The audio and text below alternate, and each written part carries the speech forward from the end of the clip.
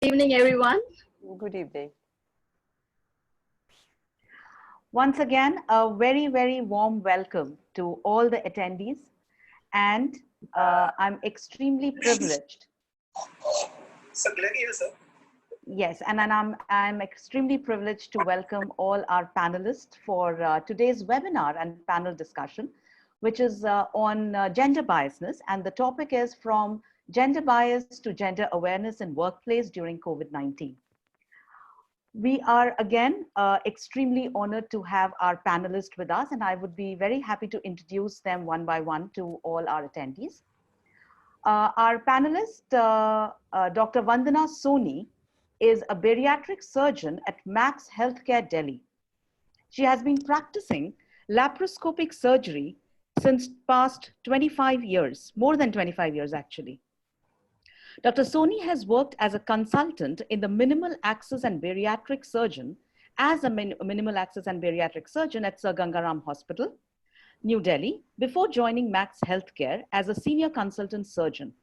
She is considered to be the best female bariatric surgeon in India and has worked hard with singular determination and successfully created her own niche in the area of surgery in this male-dominated vertical of medicine. Welcome, ma'am. Thank you so much. Those are very kind words, Dr. Pooja. Thank you, ma'am. Thank you so much. And we are also privileged to be joined by Ms. Ayushi Bhan, who is a biotech engineer by education and has an experience of over 8 years in medical device industry. She is currently heading sales and marketing for India and subcontinent market for Materialize Medical, which has pioneered many of the leading medical applications of 3D printing, enables researchers, engineers, and clinicians to revolutionize innovative patient-specific treatment that helps and improves and saves life. A very warm welcome to Ms. Bhan. And our third panelist for the day is Ms. Anchal Khurana, who is presently a senior marketing specialist in procedure marketing team at Medtronic and looks after the pan-India procedure development and plans for general surgery. She is also responsible for selling endomechanical intelligent devices, quite a mouthful, in minimally invasive therapy group of Medtronic in key institutions by interacting with specialty surgeons, purchase management, OT technicians, and channel partners, both in primary and secondary distribution. She is heading a territory worth 2.25 crores and is involved in institutional sales in major corporate account at Max Group of Super Specialty Hospital, PSRI, and a government account LRS. It is a sales and marketing, as we all know, is quite a male-dominated domain, and we are so proud that the women of today and such young women are working so well and making a mark for themselves in this vertical of biotechnology and biomedical devices. A small introduction on today's topic before I hand it over to our esteemed panelist. Globally, women are underrepresented in corporations and the share of women decreases with each step up the corporate hierarchy. Women encounter many barriers to advancement into corporate leadership positions, and these barriers include gender-biased discrimination as well as unconscious gender biasness. Many companies, though, have shown their commitment to gender equality by establishing family-friendly policies and facilitating women's career and professional networks. Nevertheless, this unconscious gender biasness continues to impact women at workplace. We know that even in India, there is a certain amount of gender biasness, which again, we would call it as an unconscious gender biasness, but the government is doing a lot to motivate and support women scientists. We know that DST is doing a lot in motivating young women in higher education and young researchers, women researchers in these institutions to come up and make a niche for themselves, make a domain for themselves by providing them with all kind of support in terms of grants, etc., particularly for women who have had a break in their career. And I think that is something that shows that all around the globe, the governments are doing this, are helping out women to come up. Again, we are extremely honored to be joined by the heads at Amity Institute of Biotechnology. And I would also like to introduce them. Professor Dr. Chandradeep Tandon, who is the head of the institution of Amity Institute of Biotechnology and is spearheading one of the largest biotech institutions in the country, which has incidentally more than 80% of female faculty and students. But we all know that he's a pillar, constant pillar actually, guiding, supporting, and encouraging all the faculty members at AIB and the students. And probably that is the reason why Amity Institute of Biotechnology is such a positive and vibrant workplace. We are also extremely honored to have Dr. Nidhi Chaudhary, who is the Center Head for Biochemical Engineering and Biotechnology, and Dr. Deepshikha Pandey-Katare, Center Head for Medical Biotechnology. Once again, they are the embodiment of women leadership, and they have been constantly creating platforms to help their team and motivating them all through and through. So with these words, I once again welcome all our esteemed panelists and would request Dr. Vandana Soni to kindly start the session. Over to you, Dr. Soni. Thank you, Dr. Pooja. So that's been, I think, a very vibrant beginning to the meeting, and I'm going to start sharing my screen. It's a very small presentation. I don't expect to take too much of your time. So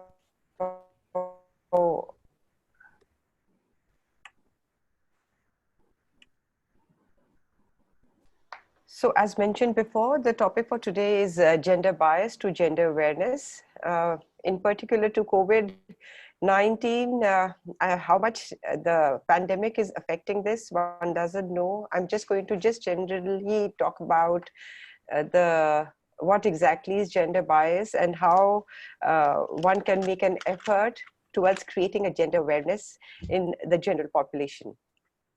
So this was a small story which was circulated, became very common on WhatsApp group. I'm sure a lot of you must have read it.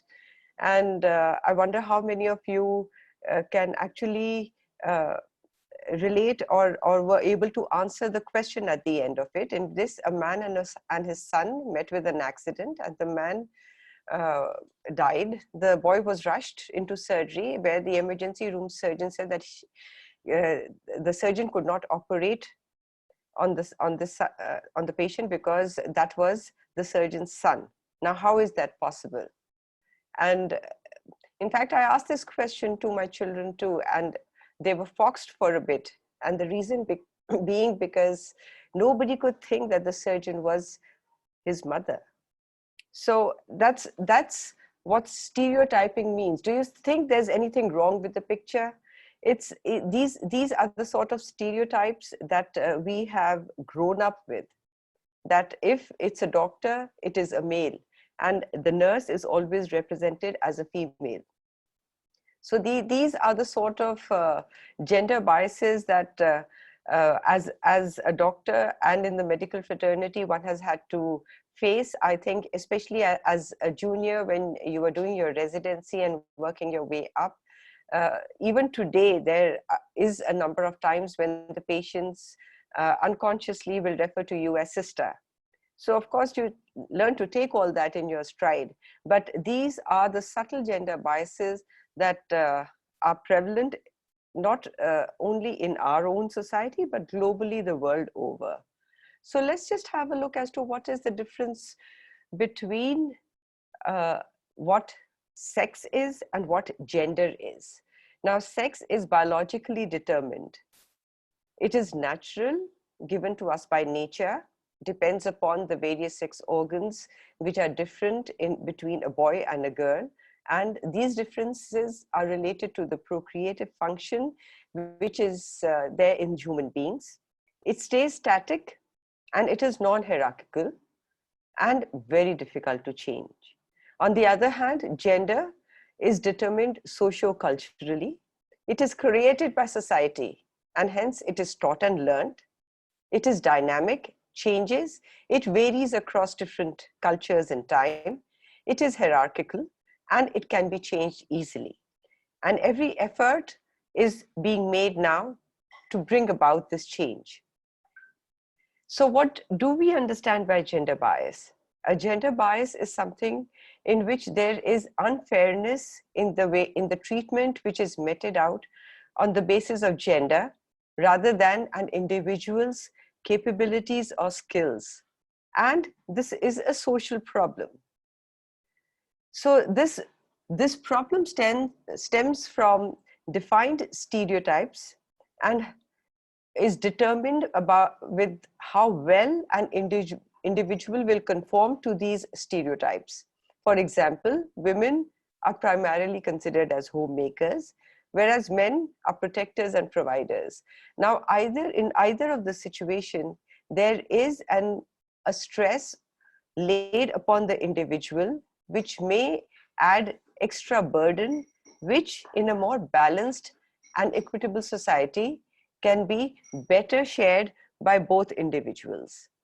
So this was a report by the World Bank in Croatia, found it interesting, in which it was found that to start with, the difference between the number of women and men taking part or performing paid jobs in the labor market, there was not that much of a difference, 61% women, 71% men. However, the drop rate of women between the age of 24 to 64 was much higher. Nearly 32% of them ultimately resulted in becoming inactive due to care responsibilities, as opposed to only 12% of men.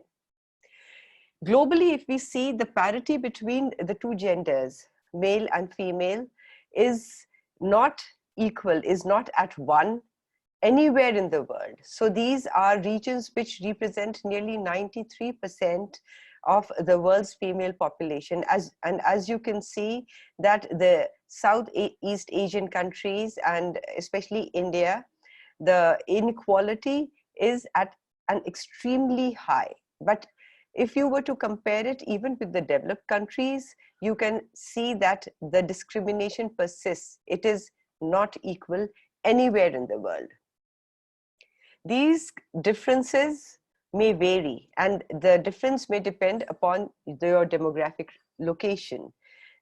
Probably in the developed countries, there may be a fight for better pay scale, whereas in some countries, especially like ours, the females are still fighting just to survive. And why has this occurs? This occurs because historically women have been subservient to men. And this is a socio-cultural conditioning which is there in our society, which automatically suppresses the female gender. How can we create gender awareness, therefore? First of all, we need to understand both the overt as well as the subtle discriminatory actions which are taking place every day, which begin from the time a child is born and based on their gender. And it is important to start tackling them at the grassroots level. For example, it can start at home. Your children, whatever gender they may be, male and female, should get an equal share of the jobs, whether it is at home or whether it is at work or whether it is their teaching and training which goes on. What about awareness at the workplace? Even today, despite the best of situation and the rapid growth of women and emancipation of women, especially in developed countries, even in urban areas in our own country, there are certainly more men than women in senior positions in most organizations. And unfortunately, 26th August, we celebrate 100 years of National Equality Day. This is the day where the 19th Amendment was adopted, and that gave the right of everybody, gave everybody the right to vote, and nobody was denied the right to vote depending upon their gender. However, what are the facts today? Let's look at that. Women constitute 47% of the workforce. 38% of women will reach managerial levels. However, as opposed to men, it is still almost 50% for men, it is at 62%. At the current rate at which we are evolving, it will take more than a century to close the gender pay gap. Nearly 27% of women will have experienced sexual harassment at work. It has been seen that companies which have a greater diversity in workforce tend to outperform the national average by more than 15%. And in 2019, was witness to the biggest rise of women leaders in Fortune 500 companies. However, that still equated to only 6.6% of positions of power. Now, this is also I'd also like to mention that there is a concept known as the glass cliff. That is, that usually it has been seen that women tend to rise and grow much faster in situations where the chances of failure are highest. So in today's time, probably in the current time period which is going on with the pandemic and with a glass cliff situation coming up, it is likely that women may rise to the fore and lead the world. So what can we do to achieve this equality at the workplace? Important to give equal opportunity irrespective of the gender. Everybody should have an access to decision making, and to ensure that there is equal pay for all workforce. So this is another, I think, commonly circulated picture which was there on WhatsApp, and really proud to be able to present it today, that countries which probably have responded and done the best in the current pandemic have been countries which are being led by women.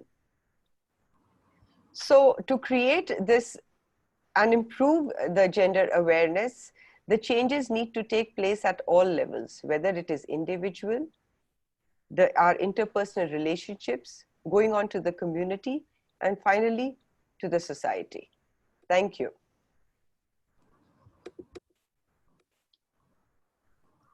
Thank you so much, Dr. Soni. It was a wonderful presentation and very rightly said. As you said, that women particularly who aim to work and make a mark for themselves, in the workplace, actually are at certain point in their life, particularly when they are married or when they are about to get married, they have to put a foot back and think about other scenarios as well. So before we go to the next presenter, I would request other panelists from Amity University to kindly share their views before we go into the next. Very good evening to you, Dr. Soni. Good evening, Dr. Tandon. And good evening. Pleasure to meet you. Good evening, ma'am. Pleasure to hear you. And I'm coming back to that. And a pleasure having you, Ms. Anchal Khurana and Ms. Ayushi Bhan. Very warm welcome. Ma'am, I was just listening to your talk very carefully.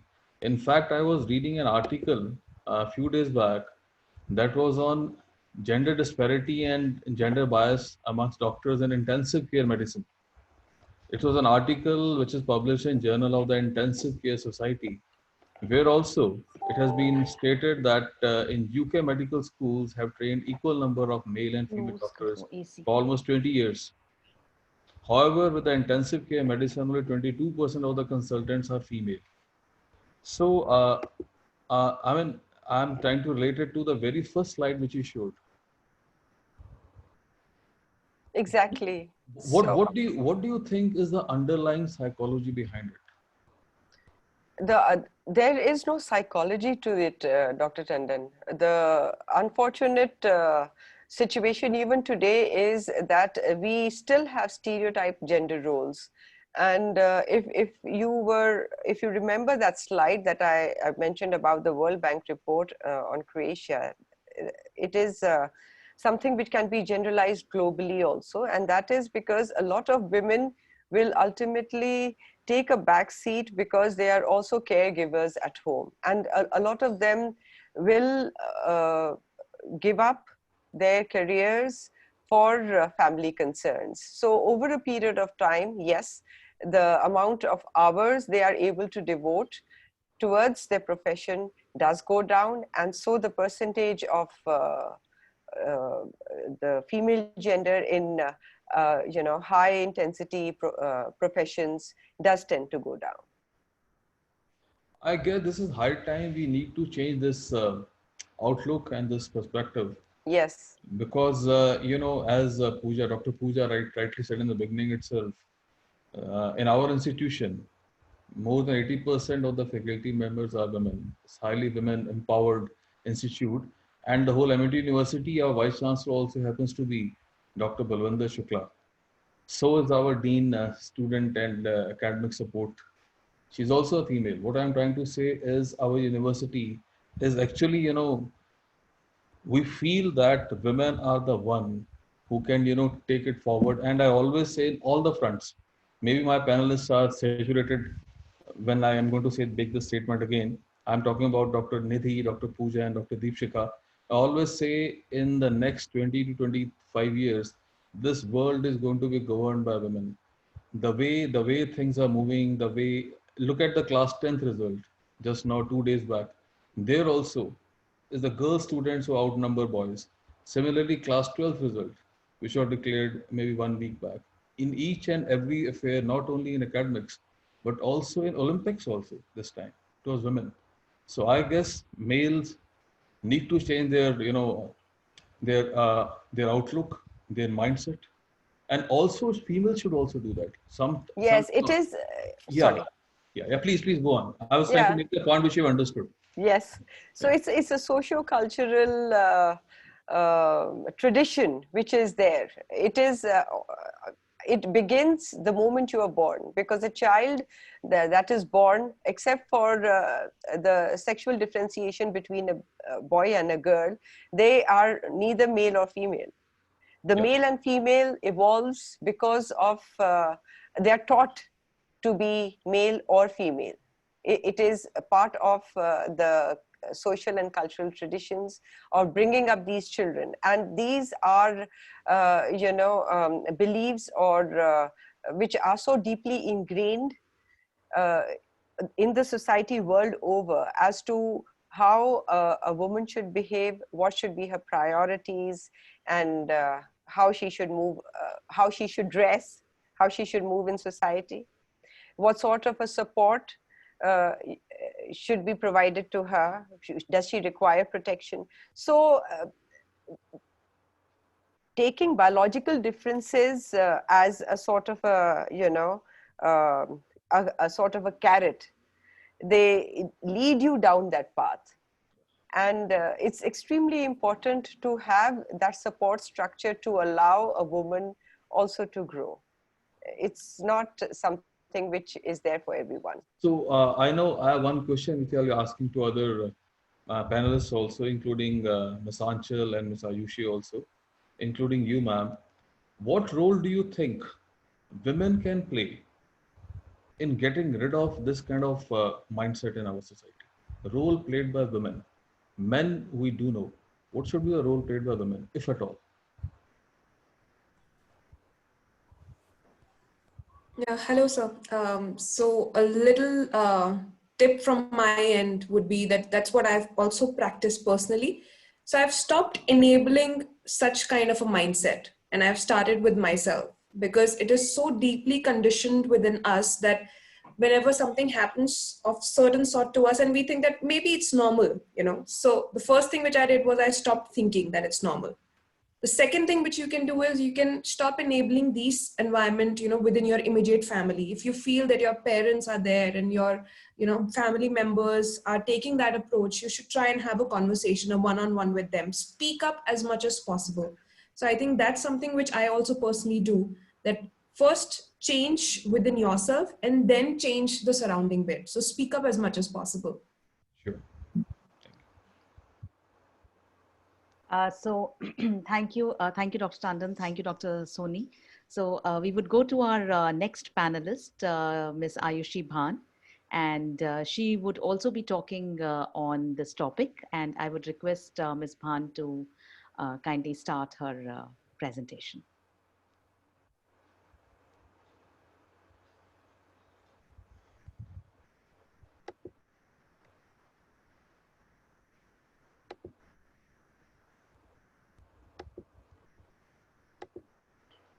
Ms. Bhan, you are on mute, so you'll need to unmute yourself. Yes, yeah. So I hope you can see my presentation slides. Yes, we can, and we can see you as well and hear you clearly. Okay, so again, first of all, thank you everybody for inviting me here and just give a piece of my mind regarding what I feel about the whole, situation about gender bias to gender awareness, and especially during the COVID-19 situation. So I'll be touching upon that in a little bit.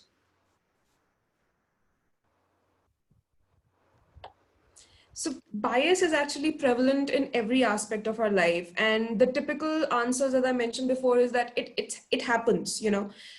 Females are typically considered more over emotional, and they feel more, and you maybe think about more about the family, maybe love affairs and emotionally connections, how are made, and boys are conditioned as such that they are more hardworking, more practical, more logical. So this is just a type of an unconscious bias, and it just happens, and it's so prevalent in every aspect of our life. We just kind of have a preconceived notion about, be it any person for that matter. You meet somebody and you create an impression, and that happens at a subconscious level. And bias is like so inbuilt in us that sometimes we don't even realize that we are doing that. So there have been instances where females are having a biasness towards other females, just because they think they are not good enough. So that's also one kind of the bias which we see often. So it happens as a very common term which we get whenever we complain or whenever we express certain thing which is going wrong in our society.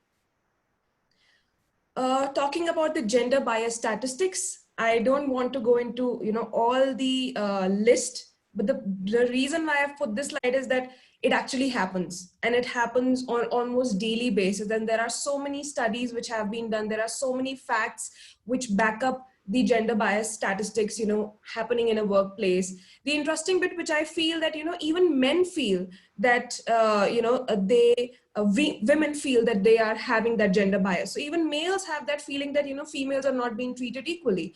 And, if you go to the bottom lower below, I mean, on the C-suites rule, you'll see that, only 6.6% of CEOs are women of Fortune 500 companies, and only 0.2% are actually women of color. So it actually speaks about how deeply enrooted this whole gender bias is in our daily lives. Examples of gender bias in a workplace can be all of these which I've mentioned. It can be as simple as starting with an interview. So I still remember I was giving my first interview, and they were actually asking me about my marital status, and they were asking me, when do I want to get married, and how soon I want to start a family. So these are a typical questions which a female would get and a male would not. I mean, a male would be asked about their numbers. Let's say if it's in a sales and marketing role, they'll be asked about what is your achievement. But for females, it will be like that, okay, so how soon do you think, what's your 5-year plan? Are you planning to get married if you're unmarried? Or are you just, if you're married, they'll ask you, are you planning to start a family? Because it will be a traveling role. So starting from the interviewing questions, we are not being treated equally, right? And if you talk about, mentors and mentoring opportunities. So there was a study wherein it was mentioned that at least 65% of the females, they actually feel that they need to be mentored by a senior rep. But then only 30% of the females actually speak up, because they have this inhibition in their mind that if I go and approach a senior and tell them that I need mentoring, they would actually treat us as inefficient. So that's a study which we feel that we need to be treated as equally, but we don't speak up most of the time.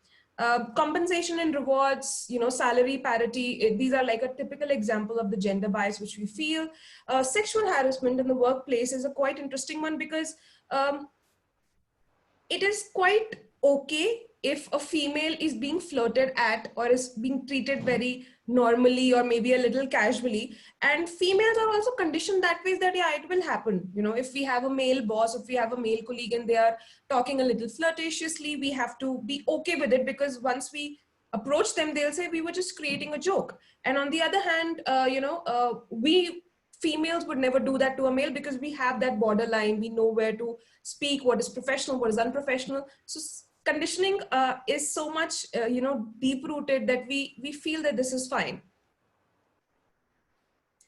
So gender awareness, and what do we need to acknowledge? So these are like 3-4 things which I have jotted down just on top of my mind. And I feel that, women have a higher EQ than men. Everybody knows that. We are emotionally very much stronger, and we are very much good in multitasking. That's what females say, because we manage our house, we manage our office work, everything together, the families, whims and fantasies of our family members, and catering to the work as well. So you should appreciate, or you should acknowledge that fact that women have a higher EQ. So a situation when it happens in a workplace or anywhere in a surrounding, it would affect a woman very differently as compared to a man. So if you are a female, a tip from my end would be that you should understand that there can be an emotional outburst during certain situations, for which a man would say that, why are you, reacting emotionally if it's a workplace situation, for example. So you should understand and you should acknowledge the fact that yes, you have a higher EQ, and try to take decisions much more rationally, especially in workplace, because you're not supposed to, have an emotional outburst. And typically females tend to do that. So we need to understand, and we need to have that self-control on our emotions. When we speak about, men, so men should understand that, women will react a little bit differently if we tell them about a certain thing. So then they should also modify the way they speak. They should be much more empathetic when they are speaking to their female, colleagues or female friends, and they should understand that. But obviously, we have an emotional quotient, and we would react according to it. Secondly, the thing which I have learned, working from these 7-8 years, is that you should learn when to speak up. So there are situations which will be very much trivial, and you don't need to speak up about it. But issues like salary hike, promotion, your career development, it happens in almost all the corporate companies now. And if you feel that you are being treated differentially in a workplace, you should definitely speak up, because unless and until you speak up, you would never realize the importance of it. So there was this instance with my ex-boss, and I just spoke something. I mean, I felt something, and I spoke up with him, and then he actually told me, I didn't even realize that you felt that way. And he actually changed. So it's not that it would always affect you adversely, because that's the reason why we don't speak up. But it would definitely have a positive impact, because the other person also starts respecting you and starts respecting your boundaries. And he knows that, okay, this thing is okay with you, and this thing is not. The third thing which I feel is very important is take a seat at the table. I relate very personally to this, especially being from a sales and marketing role.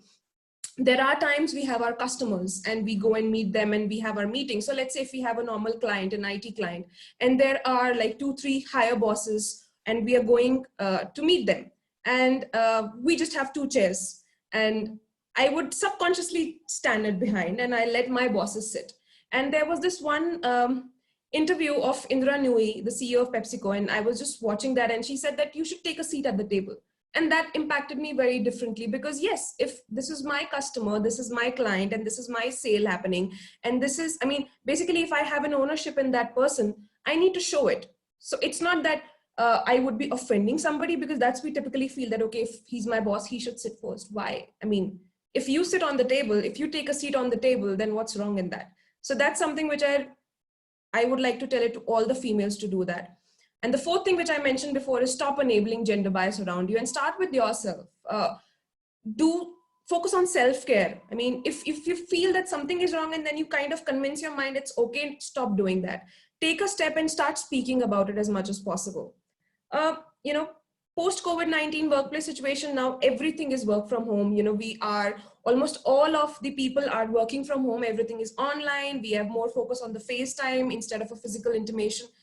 We have stringent online work hours. We have to, maybe work from 9 to 5. We have to be in front of our laptop, and staggered working hours. So, I mean, sometimes we would even take a call at 9 o'clock in the night. And so this is a typical situation which we are facing. Everybody is facing, irrespective of a gender. So that's a typical thing which we face.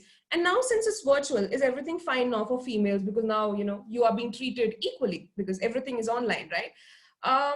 Not really, because especially women are required, I have highlighted the word required, because they are required to take the majority of, childcare work or homeschooling is there, you have to teach your children, you have to do cleaning and laundry since the maids are not coming. And in India, especially, all of the environment is based on our maids, right? So they'll come in the morning, they'll do everything. So you have that peace of mind, and typically females thrive on that if the house is clean. And cooking and keeping up with the constant demands. So, and also women can't take leave. So that's what I felt, because typically we are working from home. So my child was sick, and I wanted to take a leave, and I didn't, because I thought that, okay, what would my boss say? I mean, he would say that, I mean, why is she taking a leave? Anyway, she's working from home. What do you need? You can still manage the whole thing. So that concept is still there. And unfortunately, it exists in India and in the workplaces.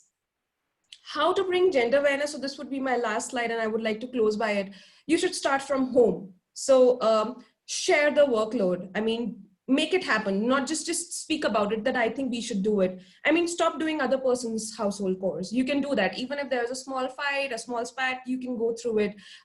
Communicate more. So one of my HR in my company, she was actually telling me that, you know, we'll have one-on-ones now because everything is online. So have a one-on-one with your kid, have a one-on-one with your family, have a one-on-one with your friend, with your father, with your mother separately. Tell them, open up about what you're feeling. If you're feeling burdened, if you're feeling overwhelmed, because right now COVID situation is such that everybody's stressed out, be it a female or a male. So it's a tip for everybody, just speak out as much as possible and maintain a work-life balance. That's what I felt. So from 9 to 5 I work, I literally slog off, but then after 5, it's my time. I take a break, and disrespect of any gender, you need to take a break and you need to draw a line that, okay, after 5 or after 6, wherever your work hours is, you don't want to work, because now since everything is online, everybody would take you for a ride. So make sure that doesn't happen. And lastly, self-care is the most important thing at this time. What I have learned during this COVID is I especially take out at least half an hour to 1 hour for myself. So you can do anything if you want.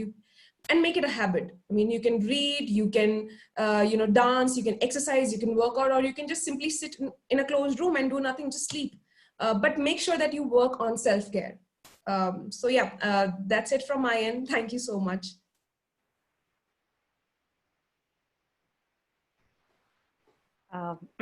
Thank you so much, Ayushi, and it was a pleasure listening to you. Particularly a woman of today's generation who has come into the corporate world in the past less than 10 years.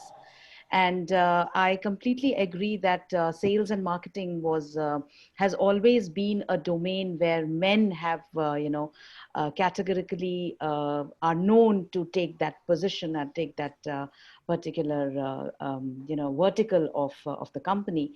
But today, we see so many women who are also getting into sales and marketing domain and are doing exceptionally well.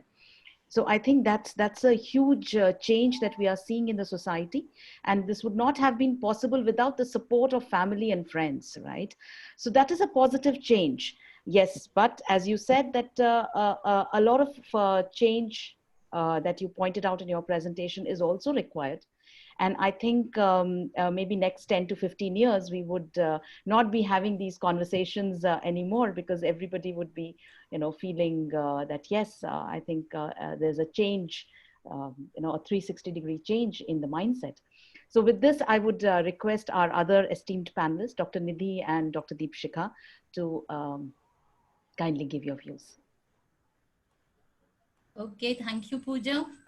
So I would thank Dr. Soni as well as Ayushi for the very, very thought-provoking presentation. And I must say that Dr. Soni, leaders in gender equality, was the one which I wanted to also, that women have proven their place globally. And Ayushi, you also have very rightly pointed out. So we know that COVID-19 has changed the way we live, and it is redefining how we will be living in future. So very rightly said, women right now are at much more stressful position.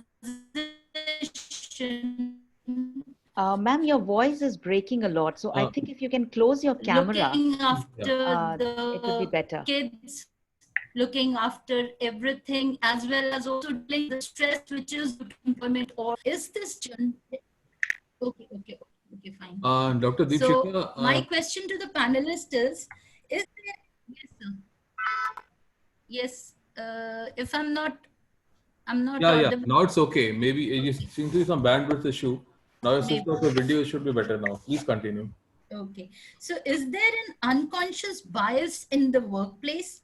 And what can we do to promote gender equality, specifically when we are talking about women in the frontline prime healthcare sectors?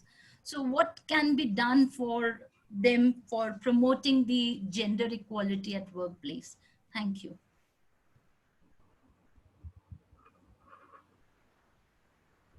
So I would request one of our guest panelists to kindly take this question about how to promote gender equality in the workplace, particularly in the medical field. So Dr. Soni, would you like to take this question? Yes. All right. So, like I said, that these differences which are there, and the discriminated practices which are indoctrined into our culture, to overcome those is again something which has to start at the individual level and go on to include your immediate relations, go into the community, and finally to the society as a whole. Now, the efforts towards that is not something that is easy to achieve.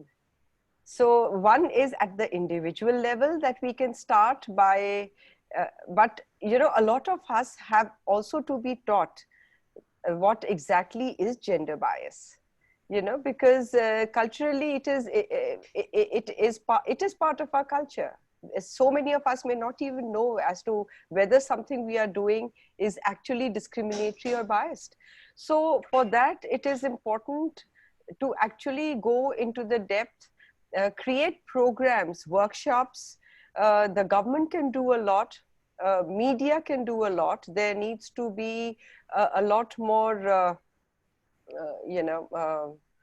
programs. It can be a program, it can be a play, it can be a skit, just to get a message across that that certain practices, wherever you may be, or whatever height you may have reached, though certain practices are still discriminatory. And this discrimination, of course, unfortunately has been more towards a particular gender, but it's not that it doesn't exist for the other gender either. So today, if we are talking about gender bias, yes, predominantly, it is more to do with the suppression of women and, their denial to have and to stand or have an equal footing in society. But there are bias which are there even towards the male gender, maybe not so that derogatory or not that suppressive. So bias as a whole, you see, what we need to work towards is a more balanced society. And that balanced society will come only by a concerted effort. And it has to begin from below. That is, begin from the smallest unit, which is the family, as well as from the top, which is your government. So when everybody is aligned and thinking in the same line, that's when things will work out best, I think. So in fact, when I was reading for this, I've never given this that much of a thought, probably because, I have been too focused in my own career. I never really bothered to see whether there was any discrimination or bias that I ever had to face. But just reading about this topic, I found a few very interesting sites. There is something known as Unnati, which is there, a project which is in place online by our government, and this is the project which holds a lot of workshops and training programs just to make you aware and conscious about biases. I think it is something that anybody and everybody attending this session must go and see. Very enlightening. Thank you, Dr. Soni. And with this, I would request our third guest panelist, Ms. Anchal Khurana, to kindly share her views on this topic. Thank you. And I'm very happy to also inform all our panelists that the questions are pouring in from our students a lot. So once we are done with these presentations, we would be very happy to take the students, the questions that students have been sending us. Ms. Anchal Khurana, over to you, please. Thank you. Thank you, Pooja ma'am. I'll be happy if you can share my PPT.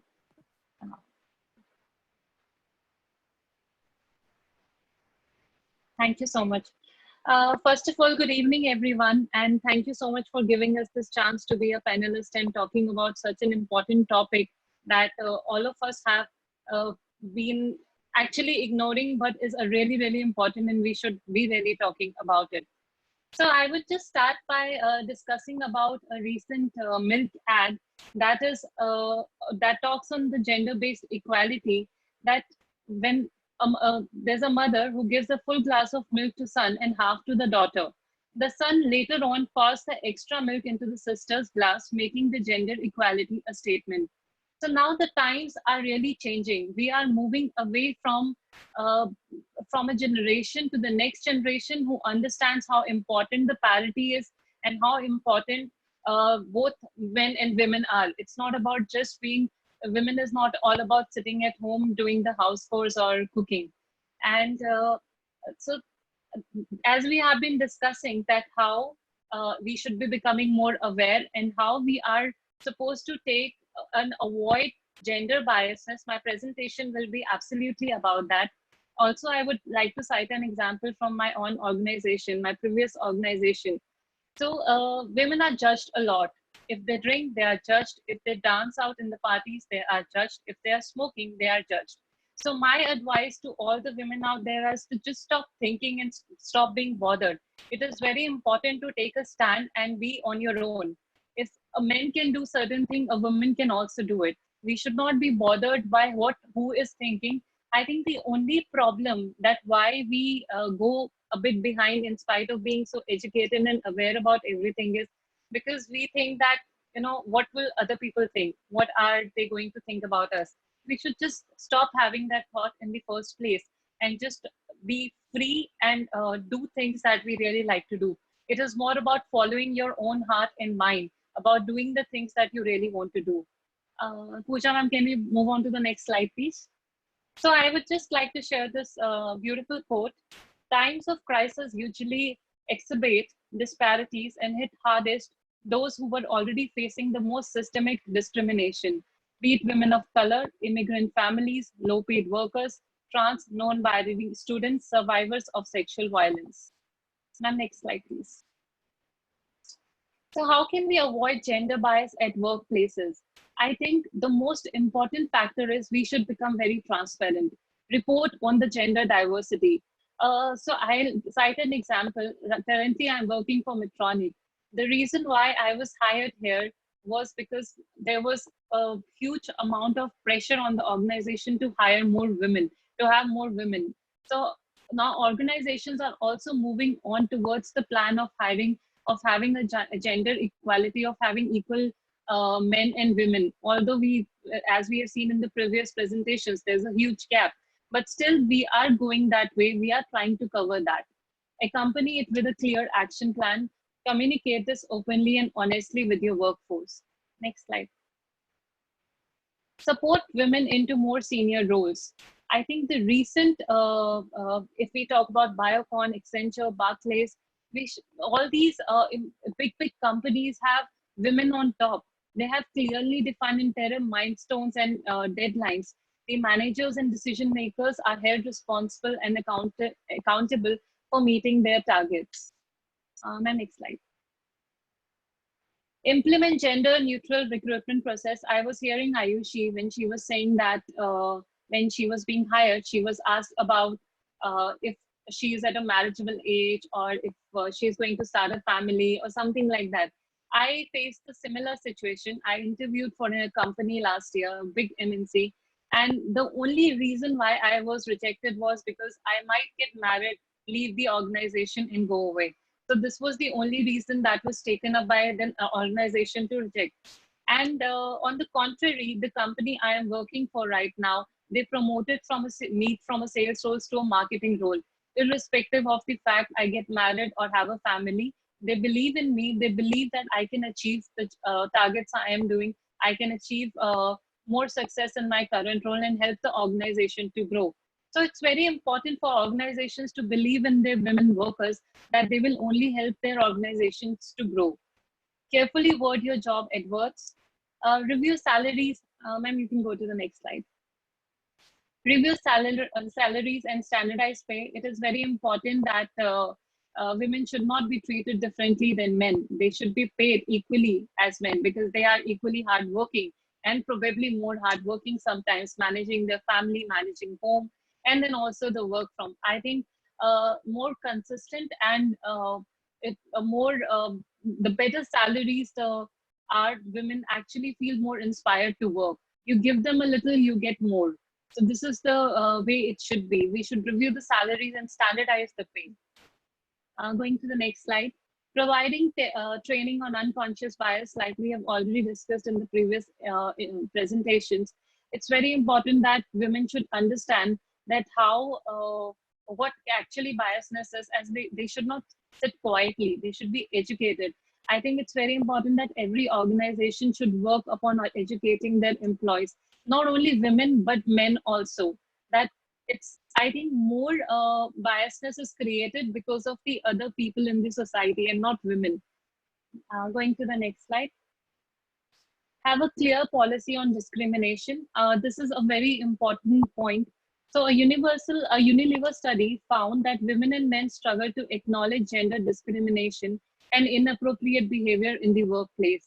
So it is very important that we create a clear, unbiased policy that ensures that employees have a proper way to comment or report an inappropriate treatment. You do not have to sit quiet. It is important that if something inappropriate is being happening to you're being faced, or you're a part of a situation that is not right, you should report it. Do not sit quiet about it. Please report that. Going to the next slide. Providing flexible working and destigmatized shared parental leave.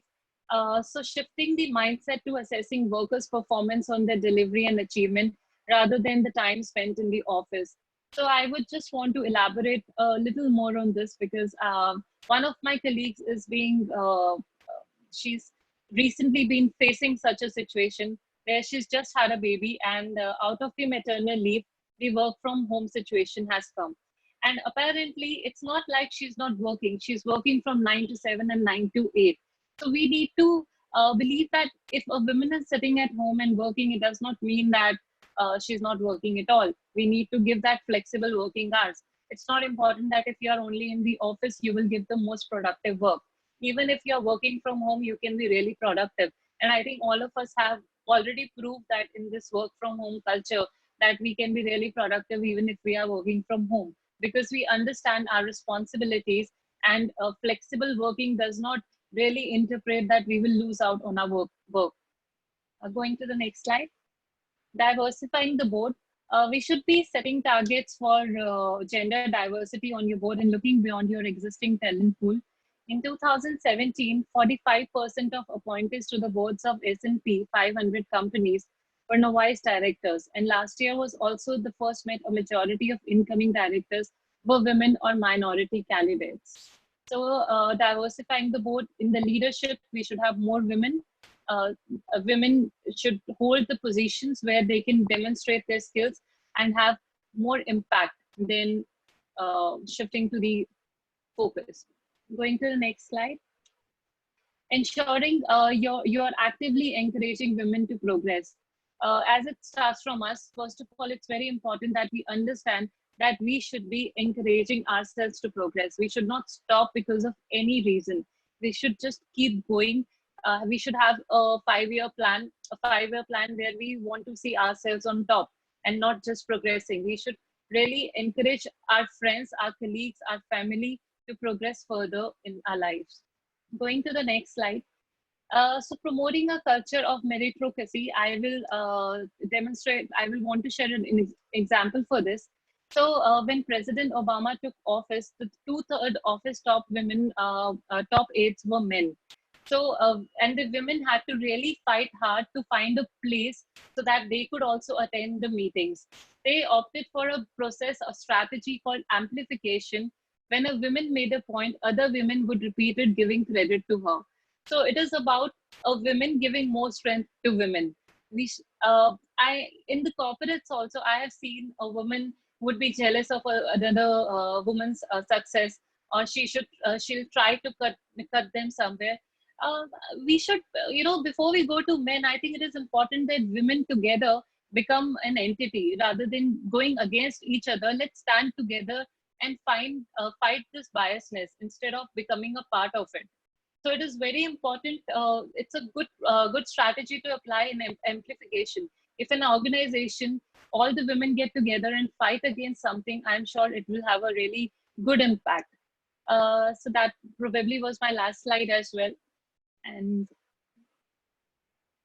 yeah. So thank you so much, everyone. This was my part on how we can avoid gender awareness. So the key takeaways would be just stop bothering and become more aware about yourself and give yourself more importance and become each other's strength. Thank you so much. Thank you so much, Anchal. It was a wonderful presentation. And we all know the quote that behind every successful man, there is a woman. But we also should know that behind every successful woman, there is a tribe of other successful women who actually have her back, right? And there was a study in NASA which happened a long time back, probably in 1970s, when NASA did not have any women in its workforce. Again, the institution thought that they would hire some women, and for 800 men who were working in NASA, they hired 50 women. And they put one woman in a group of 50 men, and came out after 3 months of a study which said that women are not productive at all. What they did not realize is that they are not giving a conducive environment for a woman to work, because with 49 men in a group, she is the only woman who probably is feeling left out. And when they increase the number of 50 women to almost 150 and put a group of women with a group of men, they realize that women are 100% more effective and efficient to finish their work in a stipulated amount of time as compared to men. And the study happened in 1980s, which is a long time back. But the only strange part is that we are still discussing on gender biasness after so many years. And hopefully, after some time, after a few more years, we would not be in a position, or we should not be in a position rather, to discuss about it, because there will not be any gender biasness. And that is what we all aim for. With this, I would request our panelist, Dr. Nidhi Chaudhary, to kindly share her views. Before Dr. Nidhi Chaudhary begins, just a small comment, Pooja. Based on what you said in the beginning, as you just started it, don't you think that behind successful women, there could be men too? Absolutely, sir. I completely agree with that, because if a woman is doing really well in her profession, she cannot do it without the support of her peers, and definitely not without the support of her husband or her family. If they don't support her, it is not possible for a woman to step out of the house. And we have seen it. We have seen it with our mothers. We have seen it with our mother-in-laws. We have seen it with so many other women of the past generation. They were highly capable. They were highly motivated, self-motivated, but could not make a mark in the world because they were not supported, probably for various reasons at that time. But today we see women doing so great because the family is extremely supportive. Dr. Nidhi Chaudhary, yeah. Words from you, please. Thanks a lot to all panelists for covering excellent points in the topic of webinar today. Well, if we talk of gender biasness, then it is a century-old problem. It's not that we are facing it just for a few years or decades. If we go to Shastra, still there, and after that, though there are no proofs, but we read in them, this inequality was established since long. And even after so many centuries and initial trials to bring equality, and then again the peak going on to inequality, that has been happening if we see the history. So in the view of the COVID-19, though this area of gender biasness is so wide that it will take innumerable talks, discussions, and don't know when we'll find a fruitful way, but we are trying to consolidate certain points as to where the things should move when the problems are too many together, not just biasness, but here COVID and the increased biasness because of COVID. And majorly in the area of healthcare and social workers, and also in the life of the working ladies who are not in the workplace at present, but working from home, and then also they are facing problem. Problem is not due to their colleagues or some other biasness, it's due to the overburden because the children are at home. She has to take care of them. They are not moving to crash. A husband is at home. Maybe in-laws are there. There is no domestic help at all. So the whole thing is to be managed by the lady. So it's in the whole area that the problems are spread. If we talk of smaller workers, say Charles, there the problems are of totally different type. They're also workers. There are also problems, and they are in pathetic shape. So governments, different governments are working towards this and making policies, but at this time, we can say that this is an extraordinary time, and this time requires extraordinary solidarity. We all need to unite.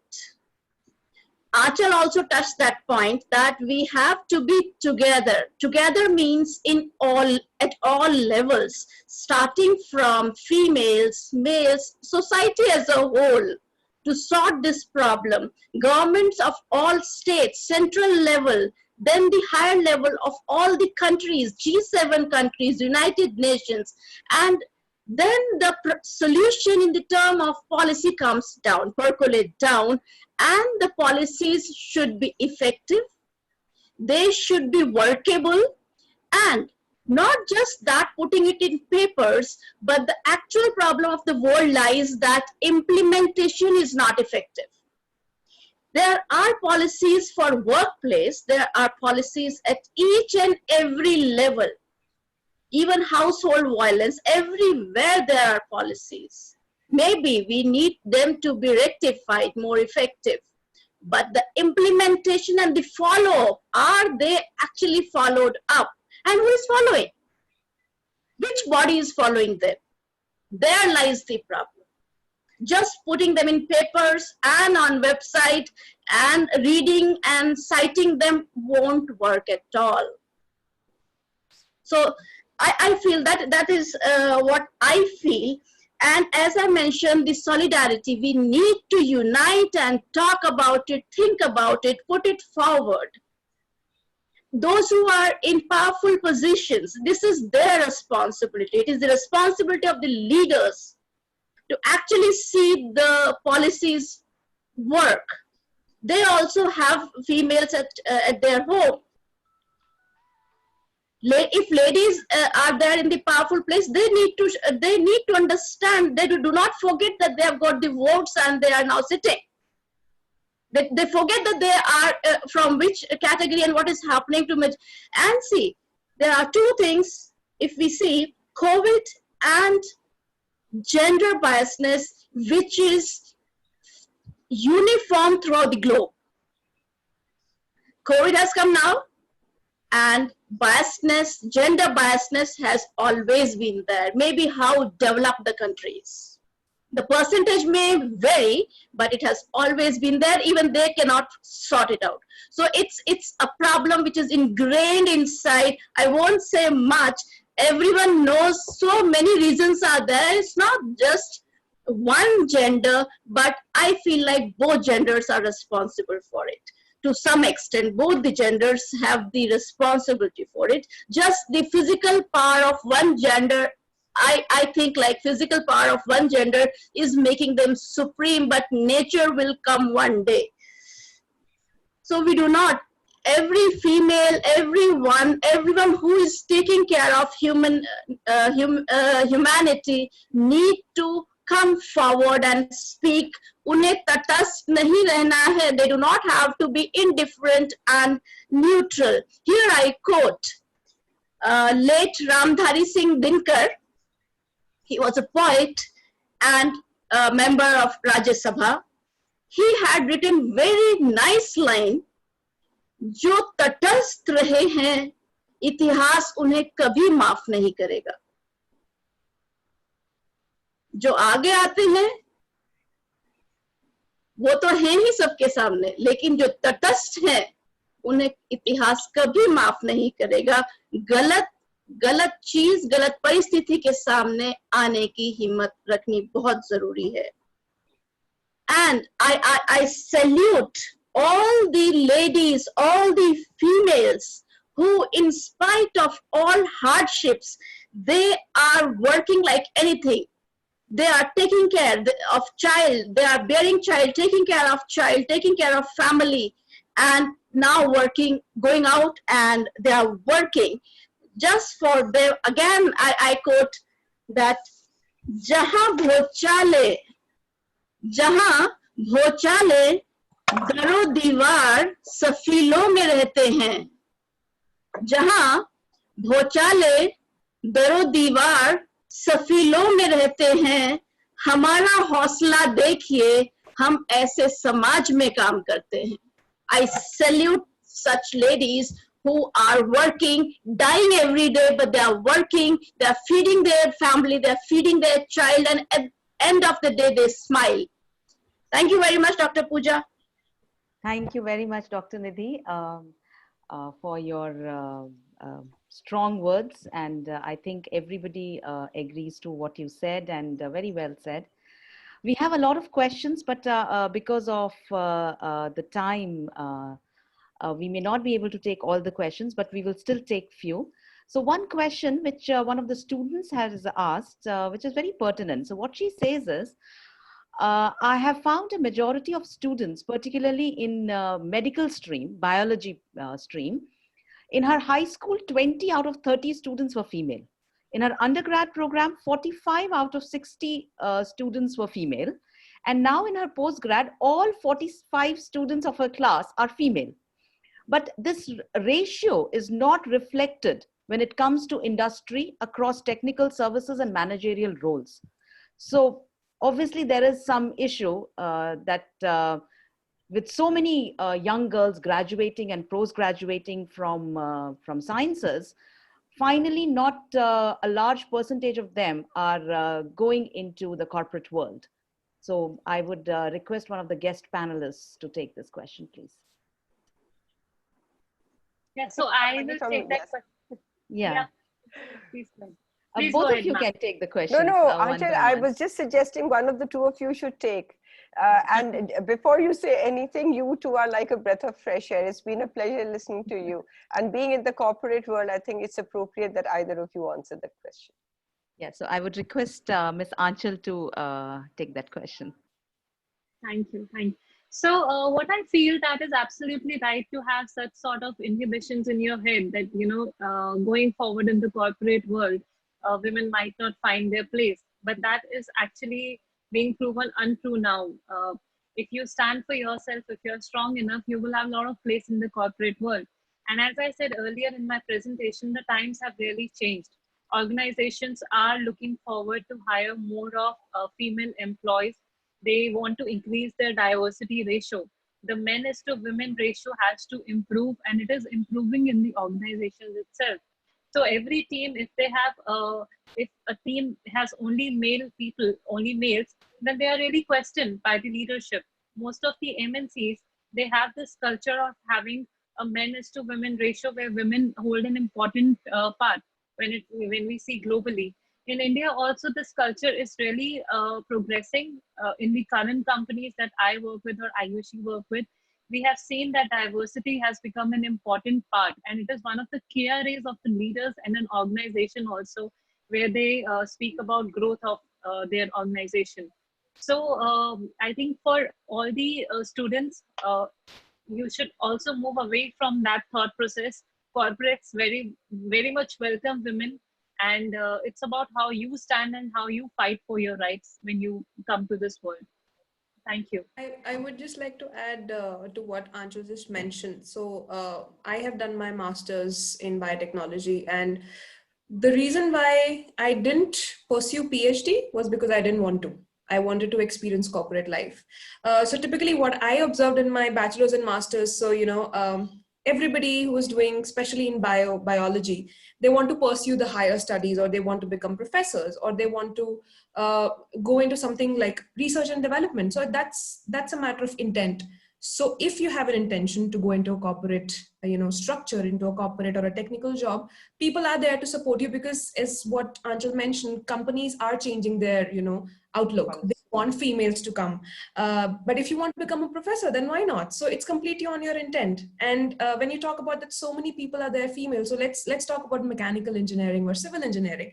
Most of them are males, right? So it's a complete matter of choice. So if you want to become somebody, you want to have a profession which will define you, or your lifestyle or your character, which would suit your character, you should go and opt for that. But on the whole, the corporates are really open now, and they want and they need female diversity. So at least that part is sorted. Now what matters is your intent. Right. Thank you so much, both Ayushi and Anchal. And very rightly said, I think 15 to 20 years back, or maybe a little bit more. No, I think 15 to 20 years back, in IITs and engineering colleges, there would be a exact opposite scenario. There would be like 100 boys and 1 girl in that class.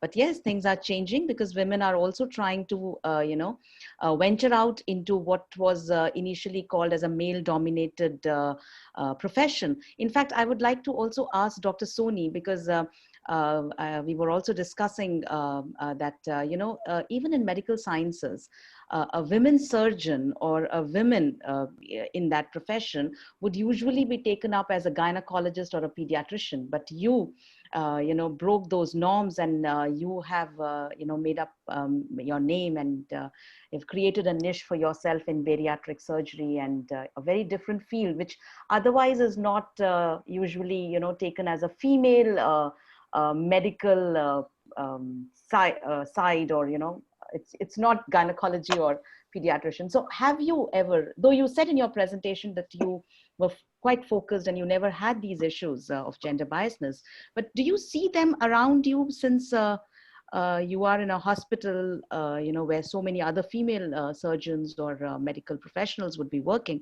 Do you see such incidences happening? Pooja, well, thank you. Thank you again for all those kind words. And yes, surgery is actually a male-dominated bastion, and has been so. And probably the time when I joined, the ratio of women surgeons to men surgeons was, it was a very, very wide gap. And again, luckily, it was a personal choice for me. I have a family background where, gender discrimination, luckily, I have never had to face. And of course, looking back, recollecting when I was actually going in for the selection process, having cleared my postgraduate entrance exam, I came out and I told all my colleagues and friends that I'd chosen surgery because that's what I wanted to do. I would say that, in fact, 99% of them said that it was a wrong choice.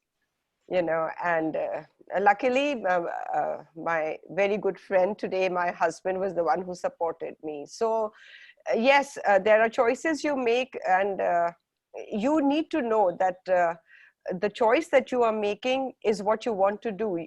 20 years, 30 years, your entire life, if you were to project, you should know that, yes, this is what I'm going to be happy in doing. And even today, getting up in the morning is such a kick, because I'm going to hospital and I'm going to see patients and I'm going to operate. So I think it's again, you have to understand yourself. What is it that, you know, what is it that you want to do? What is going to give you happiness? You are happy, everybody else around you will be happy.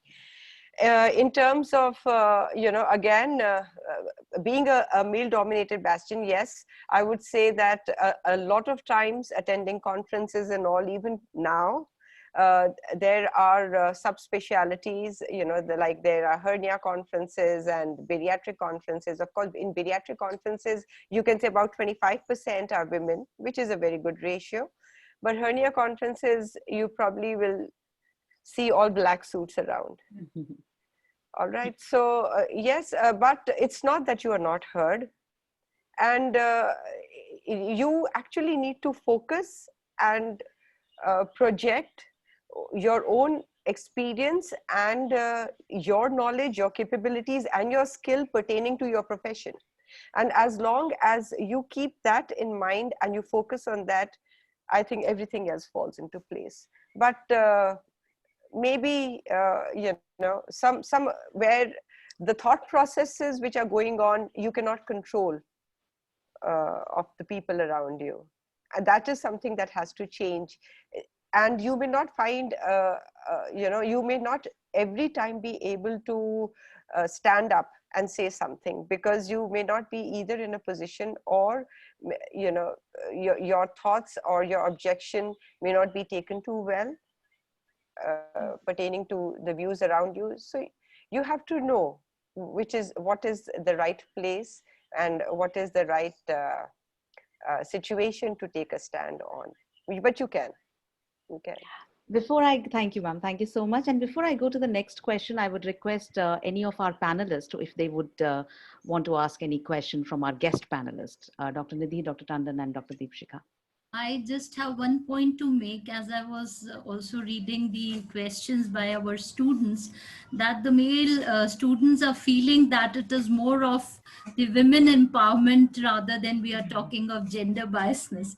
So my point is, I would also like the panelists to comment, but yes, to tell all the audience that there is a very thin line between what we are currently talking in terms of gender equality, as well as women empowerment, because until and unless women are empowered, we cannot think of the equality in terms of gender. Secondly, we need to also think that what we are missing out by not maximizing the talents of both the genders. So that is a very important and pertinent question. If any of the panelists would like to take it, I'll be more than happy. Thank you. I think the whole point of women empowerment is coming because there was a biasness somewhere down the line. Otherwise, you would not need to empower them if there was no biasness and there was complete equality. Yeah, Dr. Pooja, I want to add here. Sure, ma'am. As Dr. Deepshika said, we should not be biased now towards the males. There are many problems which males also face. And they never express it. They also have to strike balance between their parents and at the start of their married life, and the wife, newly wed wife, and later also, many times it continues, and both these sides doesn't understand what is happening, and the male keeps on, getting suffocated, and so there these cases are also there. Say, for example, there are other points where they do want to help their wife, but they cannot, or they feel shy because of this societal pressure, like taking paternal leave. in few companies where paternal leave provision is there, though they take, not always, if they take, there is a kind of hesitation in them that what my this and that will say. And the last point, in these COVID era times, it will be wrong to say that all males are not helping their wives.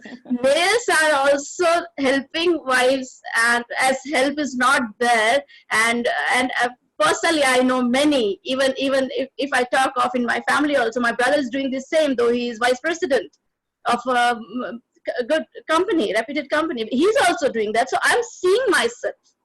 That's why I believe that now the young generation is coming up who is actually acknowledging the importance of the work and the pressure which lady is facing, and they try to help their wives at home as much as possible, because they are also not that much trained.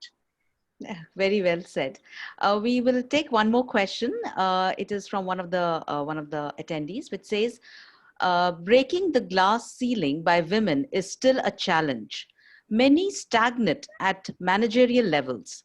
At that time, it is not family that holds a female back, because most of the responsibilities are taken care of by at that time.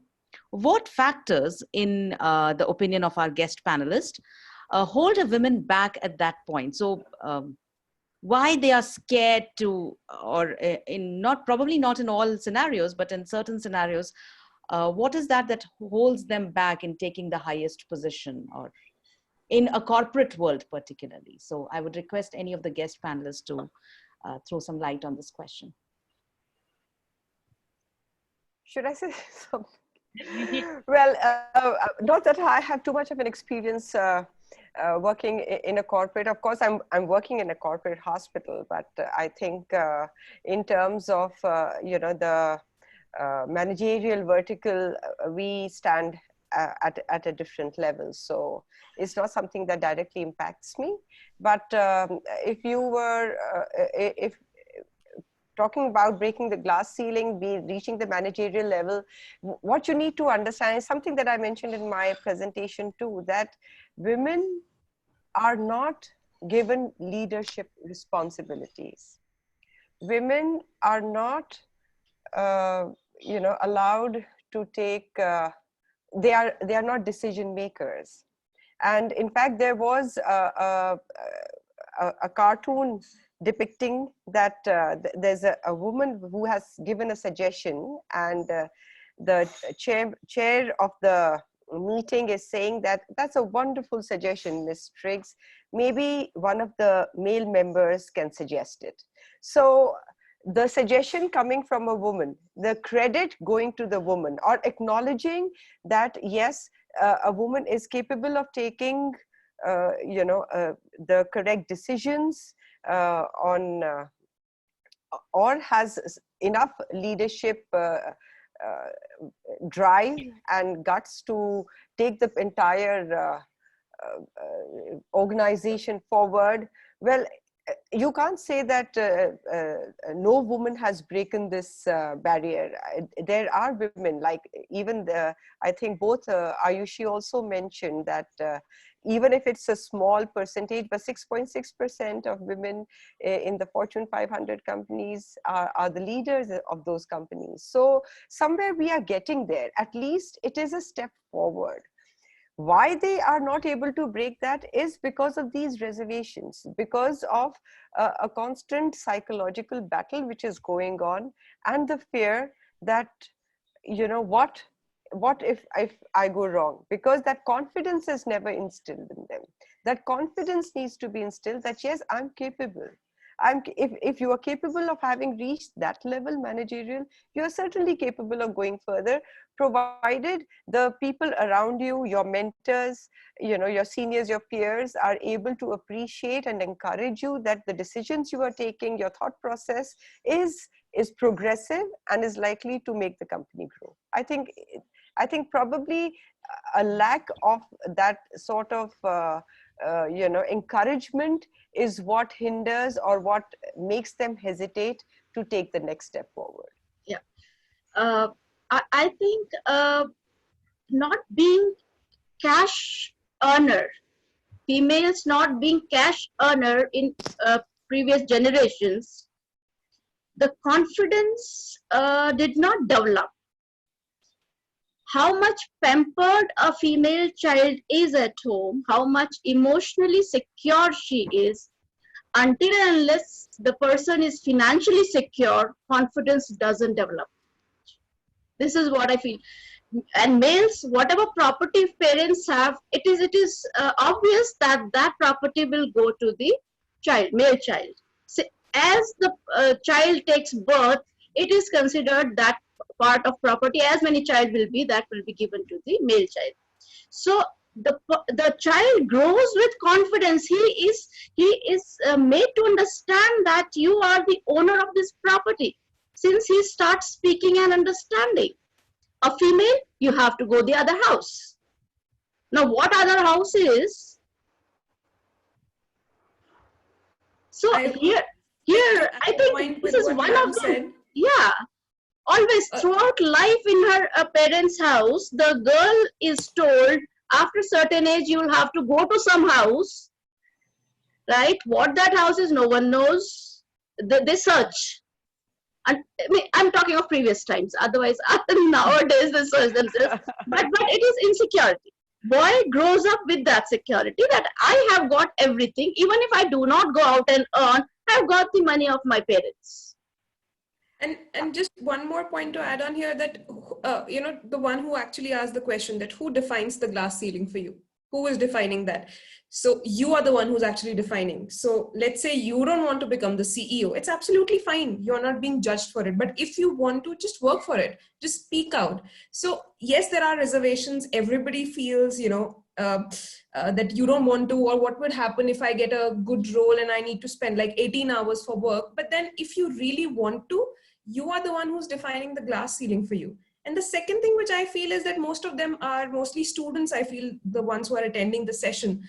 For everybody, be it a male or a female, this is the best time you're getting right now. You should be, what Nidhi ma'am said, that you feel underconfident. This is the right time to build that confidence level, because you can make mistakes right now. You are not in a corporate world. You have teachers and guides to support you. Be very vocal, give more presentations, because every college, they have the presentations and case studies and discussion on that. Take the seat, take the front seat and speak about it. So this is the right time to build that confidence level, and then you get to decide your glass ceiling. So that's all. Beautifully said, Yeah. Ayushi. Very true. I'll just add on to that point. I think studying in Amity, Yes. a place where it is, I think the place where it is taught, I think biotechnology having the highest number of female members, I think this is one place which teaches against gender biasness and openness, and where you are groomed the best, I believe. I think it's Amity that gives you the confidence and the power to groom. So I really would thank Amity for this thing. And thanks, Achal. It's an open culture, which is really important. I think colleges should work on having more of an open culture, which I really admire. So yeah.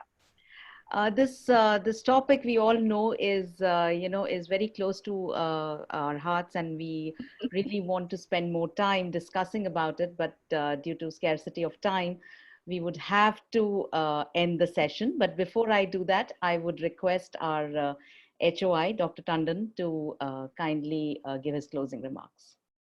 Thank you, Dr. Pooja. I fully agree with Ayushi there. Ayushi made a very important point, and that is, who defines those glass ceilings for you? You yourself. So I would feel that first of all, we need to instill that confidence. When I say we, I'm not talking about any gender. Yeah. I'm talking about human beings. We need to instill that confidence in ourselves. And that confidence starts right from your family. Believe you me, this point was also emphasized by Dr. Soni. Your family plays a vital role in, making your outlook or your perspective right from the beginning itself, which was also emphasized by Dr. Nidhi Chaudhary. And secondly, would be our topmost leaders. They also play a very key important role. If these two stakeholders are aligned, their thinking is aligned, I guess there won't be, perhaps in few years, we will not be having this particular webinar on this particular topic. I'm sure about it. Thank you so Very much. rightly said, Dr. Tandon. And with these words, I would once again like to put on record my deepest sense of gratitude to all our guest panelists and all our panelists from Amity Institute of Biotechnology, specifically our Vice Chancellor, Professor Dr. Balvinder Shukla, who is a role model in herself. She is a women leader. She motivates, supports, empathizes, everything. She's a one person who is taking Amity to the pinnacle of success. What other people could only think of, Amity had the guts to take it and do it. And Pooja, she really wanted to come here. She promised me, Yeah. but I guess she got caught up in some other Right. work. But Otherwise, she was so keen to come and join this. and we all have been working with her for so many years, and we know that she's an epitome of a women leader. And listening to all our panelists, Dr. Soni, Ms. Anchal, and Ms. Ayushi, it was such a wonderful event, and we are so happy that we took a step to organize an event which was different from what we usually do. Science and research and biotechnology, and so many people participated. I'm extremely thankful to all the attendees for attending this session in such high numbers. Once again, thank you so much to all our panelists, and we hope that once the COVID situation becomes better and we are able to move back to our organizations, we would be we could get an opportunity to invite you to the campus and meet you. Not on an online mode, but yes, on an offline mode, and our students would be able to talk to you. With these words, I would like to thank you all once again, and have a nice evening ahead. Thank you. Thank you. Thank you. Thank you ma'am. so so much much, ma'am. for Thank you Thank so you. much. Thank you. Have a